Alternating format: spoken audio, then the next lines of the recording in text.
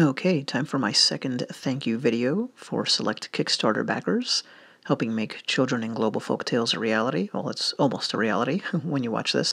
So anyway, this one is for Frank. Frank, you were very generous. I deeply, deeply appreciate it. Here's a skimming of the picture photo essay you'll see via your inbox. But now, let's think for a second about the lost city, kingdom, continent of Atlantis. This excerpt is from a story regarding it, and here we go. Years passed. Every day the king and queen received reports from the fairy. They heard that the little princess was well, and that each hour she grew lovelier. Sometimes there was almost a joy in the palace when King Grey-White chuckled over the quaint sayings of the little princess, which were repeated to him.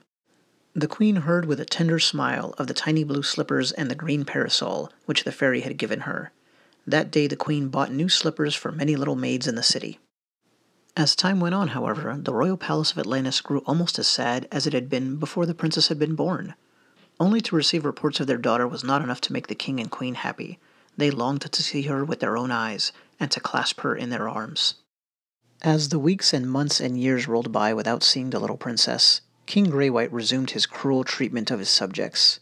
He was growing old, and his nature grew sour with the years. Queen Rose-White tried to reason with him. "We must bear this thing with patience," she told him. "We brought it upon ourselves." The king kept raging against the fairy, and did not notice Queen Rose-White's politeness in saying we instead of you.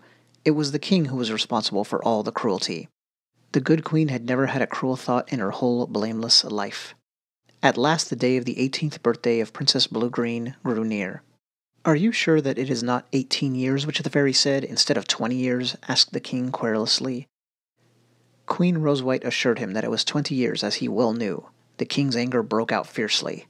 "I will no longer be kept from my daughter," he cried. "Would you break the vow which you solemnly made to the fairy in my presence?" asked the queen, trembling. She had never dreamed that he would dare to break it. Now, however, she was thoroughly frightened at the thought which came to her. Well, that was for you, Frank. I hope you enjoyed it, as I hope you enjoy the overall story that it's a part of, and all the other stories that are in the book. It's been a lot of work and a lot of time, but it's finally going to pay off, and the book will be a reality, and it's because of people like you. Thanks.